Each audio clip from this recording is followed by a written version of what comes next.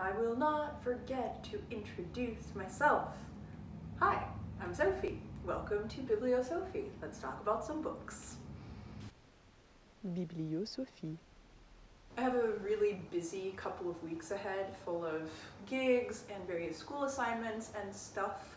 So I'm kind of curious as to what I'm going to want to read, be able to read over this time, and I figured I would compile it into a stressed April travel reading vlog.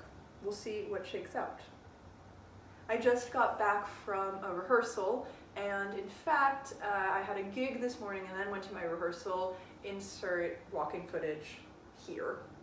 I just finished a gig on the Upper East Side and I'm walking down to Midtown for a rehearsal that I have in about half an hour. I'm also reading currently Suppose a Sentence by Brian Dillon, which is his analysis of a bunch of specific sentences in various essays, novels by Bronte, by Joan Didion, James Baldwin, a bunch of different people. I'm really enjoying it. Technically, I'm supposed to give it back to the library. It's overdue. Let's see if I can renew this book. Oops. Hey, this is where I go to school. And this is the Empire State Building for reference. So I'm gonna maybe eat this mushroom. No, that's I'm not gonna eat this mushroom. I'll try and record myself. I'll record myself and then I will eat this mushroom. Damn it. I'm hungry. Okay. Don't record yourself while eating, Sophie. I'm currently listening to a few audiobooks that are relatively episodic, which I think might be my vibe for the next few weeks. I started Homesick for Another World, the short story collection by Ottessa Moshfegh. I've just listened to one story, and it's very Ottessa Moshfegh. If you've watched other videos, you know that I have this weird relationship to her where I can't really stay away because objectively the writing is extremely good, but it's also very appalling. And this is a continuation thereof. I think maybe it'll be difficult for me to listen, especially. So I don't think I'll finish the audiobook before I have to return it to the library or before it gets returned kind of automatically. But we'll see about that. I'm also listening to Claudia Durastanti's Stranger I Know, or Stranieri in Italian. I'm listening to the translation that came out just at the beginning of this year, I believe. And I think this is marketed as a novel, but as I've heard from other booktube sort of people, it does not feel like a novel. It feels very, very much like a memoir. I'm finding it very, very beautiful. I can't listen to it in like huge chunks, which is fine actually. It is very much episodic, these sort of subjects about family, belonging, imposterness, bilinguality, and bi-nationality, and I'd be curious to see how much it actually maps onto Durastanti's actual life. Or am I just making it up that it's supposed to be a novel? I don't know. By the way, I was looking up her Wikipedia and she seems like the coolest person, essentially. So, I think my pasta is just about done. I do plan to, in the next couple of weeks, reread Chanson Douce by Leïla Slimani, which is The Perfect Nanny in the United States, I believe, and Lullaby in the UK in English. I read this when it came out, but I am going to reread it because I'm leading a book club in French in May, so I want to get reacquainted with it, find some interesting things to talk about. Voilà.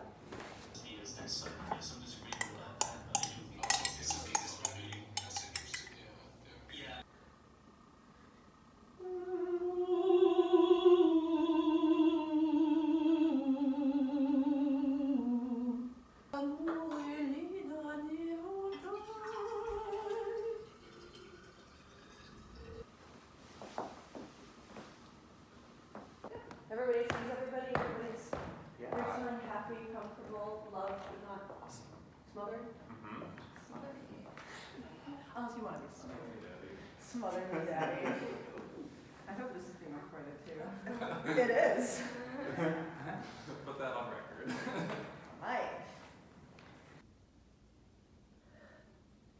I think this makes me a real YouTuber, but I'm going to tell you that I just finished a concert this afternoon, and it was really emotionally rending, and it was a lot of work, and it was just a really big chunk of a program, and I did a really good job. Not absolutely perfect, but a really, really good job on really difficult music, and I got home and I wept because I had to do it for no audience. I had to do it for just 2 people. I had to be around. Because of COVID restrictions, it was not open to the public, and it was really rough to feel alone. And it was live streamed, but I think a lot of people couldn't watch it also, and I felt really bad to be alone. So I'm trying to remind myself that I actually wasn't alone. I shared the stage with 4 musicians who did a really beautiful job and made me feel very, very safe and well surrounded, and I did get actually some very nice messages from some friends who were able to watch it, so I'm not alone, but I felt not enough kind of warm embrace after a very vulnerable program. So, in bookish news, I started Lolita in the Afterlife, which is a collection of essays from a whole slew of people, actually. I just read the introduction this morning, or listened to it on Audiobook, which was kind of perfect because one of the pieces I performed today was dealing a lot with the objectification of especially young women, like young girls, and sexual abuse. So that kind of turned out perfectly. My Libby hold came in just yesterday. So that's kind of something I wasn't expecting to listen to right now, but I think I'm going to really, really get into it. I'm excited to listen to various essays about the cultural impact of Lolita. So I'll keep you updated on that. It's the time of the fluffering. I'm going to finally give these books back to the library that I've been essentially kidnapping for weeks and weeks.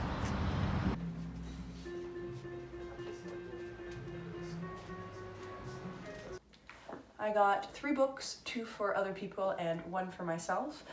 First up, I got the Gerigram of Apuliner in French and in English.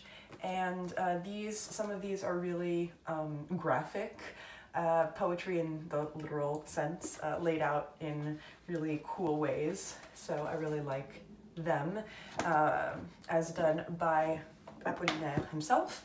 And not in a dissimilar kind of visual vein, I got a copy of The Hearing Trumpet by Lenora Carrington. I read this book recently, loved it. I've been singing its praises to kind of everybody who will listen, and I'm gonna send this copy to a couple of friends in Montreal as part of a care package.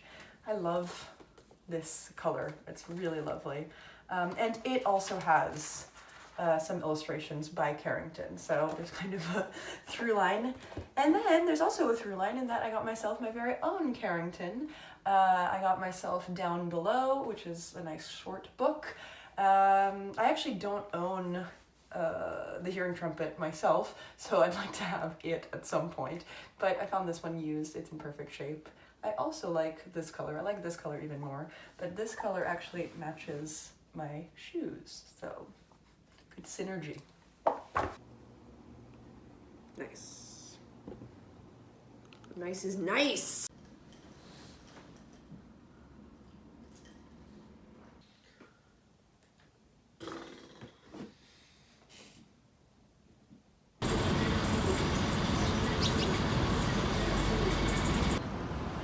Rehearsal time. She's home. She's tired. She's had some wine. I'm technically on spring break, but I don't think it's going to make much difference for me in terms of relaxation.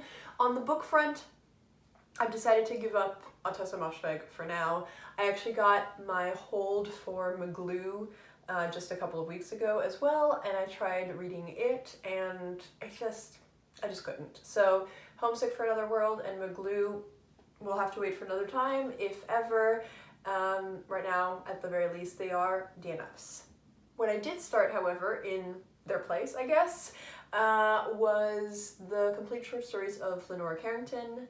I just read the first story of that collection, the Debutant, which is about a young woman who doesn't want to go to a ball, so a hyena takes her place because the hyena is hungry and wants to go to a ball instead. So it's very weird and matter-of-fact, and I think I'm going to enjoy those more right now. I don't know if I'll read the whole collection or just kind of dip in and out. It's hard for me typically to read short story collections, but certainly they're hitting the mark a lot more for me currently.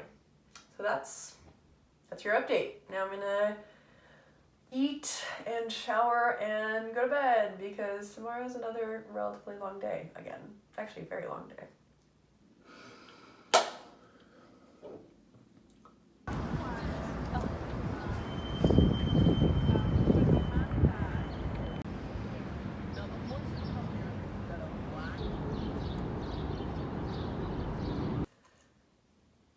She's tired.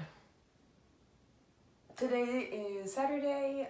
It's my day off, actually. The only thing that I needed to do was go to the post office to take care of sending out care packages and check. And tonight I'm probably going to go to a birthday party in Red Hook. But if I'm too tired, I just will not go. And that's fine.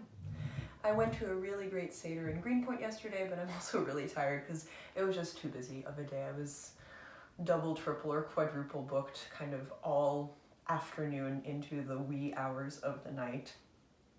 And the long week and long day have had their toll on my body. I'm not going to finish probably any of the books that I'm currently reading this week, which is fine.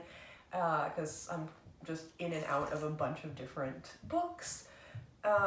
Unfortunately, I'm probably not going to finish Strangers I Know before my audiobook gets automatically returned, and then I would have to place a hold on it again, so I'm probably not going to finish it as an audiobook.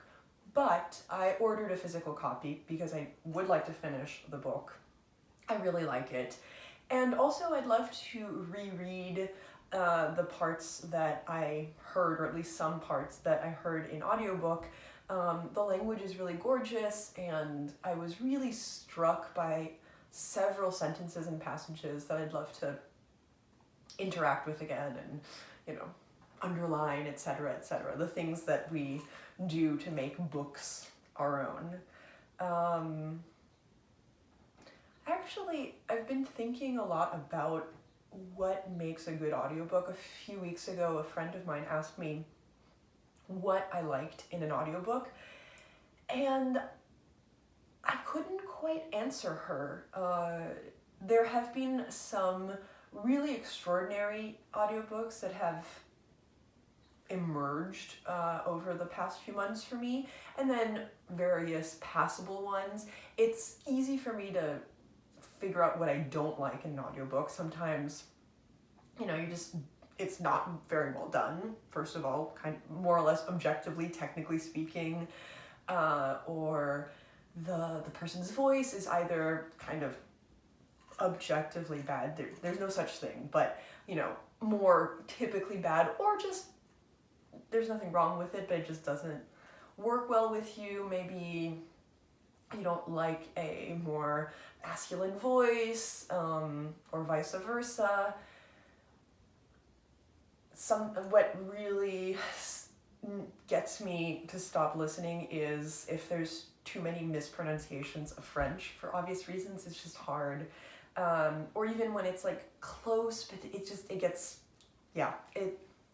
for obvious reasons, it gets really, really hard to listen to when there's just a bunch of vaguely, adequately pronounced French, but too much that isn't quite right.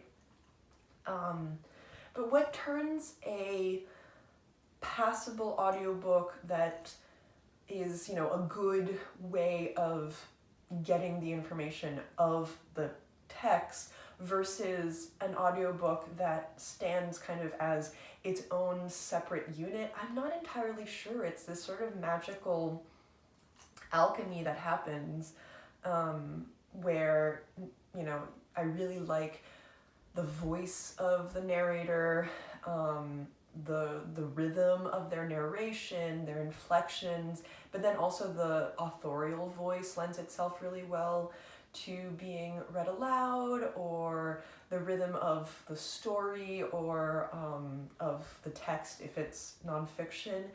So it's I'm curious actually what audiobooks you have found kind of have transcended the medium of just a book that you are listening to, or ones that you really hated. If you want to get negative, that's fine. There's a place for negativity. And also what you look for in an audiobook, because I'm still kind of trying to put my finger on it. A few months ago, I had mentioned that I really, really loved the audiobook for The Hearing Trumpet, and I think the story lends itself beautifully to being narrated, because there is this sort of like shaggy dog, is that an expression? I think so, tale of this happens and then that happens, and I really loved the narrator's voice and her rhythm and just kind of the grain of the voice, if we're gonna go Roland Barthes on this. I think that narrator was Sean Phillips, but I'll make a correction if there needs to be a correction. Currently, actually, I have to give a shout out to Lisa Flanagan, who narrates Strangers I Know in its translation. I'm somewhat biased because she's a friendly acquaintance of mine. She's also an opera singer, so we've been in kind of parallel productions. And she does a beautiful job. This is actually my first time, even though she's narrated a bunch of books, I know. This is my first time hearing one of the things that she's narrated, and I love it. She has a beautiful voice, and really lovely inflection, really good pronunciation of the Italian, which is, it helps to be a trained opera singer. So I'm getting more in a different way from that book, definitely, thanks to her narration. I love the book, and I love her narration. So, good job, Lisa Flanagan, first of all. And I'm still trying to figure out what and why I really, really love in audiobooks, because it's a sort of new medium for me. I've only been listening to them for about 6 months. Hello! It is Sunday. I just got back from my last gig of the week for Easter Sunday, ergo this delightful lilac jumpsuit onesie situation, and this perfectly, delightfully tacky, extraordinary at least, hat, which I was wearing all throughout the morning, and that's also why I think I have some hat hair. So I think I'm going to wrap this vlog up. I was originally planning to go into next week as well, but I have enough content, just let's keep things shorter. What happened this week, apart from so many gigs, reading-wise, as I guessed, as I kind of admitted to yesterday, did not finish any of the books that I'm currently reading this week, not surprising. But the three basically that have emerged as the things that I'm really actively reading and enjoying a lot are two essay collections, Brian Dillon's Suppose a Sentence, analyzing as the title might suggest, specific sentences in various works of literature and in essays, nonfiction and fiction alike. So I'll continue to read that slowly, probably. The essays are quite short, and there are a lot of them, and it's nice to kind of read one or two at a time. Lolita in the Afterlife. I've really enjoyed that collection, dealing with the fallout of Vladimir Nabokov's Lolita culturally from a kind of a bunch of micro perspectives. You know, as a survivor of sexual assault, as a professor, as a work of really beautiful prose dealing with a really horrible topic, censorship, white femininity, non-white femininity, fashion, etc. So some of those essays have been really, really great. I've enjoyed at least somewhat all of them, and then some of them have stuck out to me off the top of my head. Well, I just finished Lolita, What We Talk About When We Talk About Lolita by Leïla Zangane. I really liked Roxane Gay's essay, whose name escapes me, and Alexander Chi has a great essay in there too. Yeah, so I recommend that, and I look forward to finishing it also kind of at my own leisurely pace. What's nice about essay collections is that you don't have to, or at least I don't feel like I have to, plow through them. And then, as I've been talking about, Strangers I Know by Claudia Durastanti. I've really loved the language of it. In some ways, it also feels like a collection of essays, and as I mentioned earlier, it kind of walks the line between fiction, nonfiction, and essay, kind of like memoir. It's fictionalized apparently in some ways, and then it also feels like personal essays about various topics in other ways. I recommend her interview in the Paris Review from earlier this year, I think January 2022. I'll link it in the description box because it's a nice kind of summary of the topics that she's dealing with in the book as well. Communication, language, belonging, things that really interest me. She's the child of two deaf parents who really did not want to sign and did not teach their children how to sign by and large. And she's Italian, but born in the United States, in Brooklyn, and then moved back to Italy, and then moved away from Italy. So there's very much she is the stranger, other people are strangers, a lot of contemplation of being an insider, being an outsider, topics that I have found really, really interesting. So I'll continue that at some point, either in the very near future or maybe slightly farther future, who can say. And that's all she got. Well, till the next one.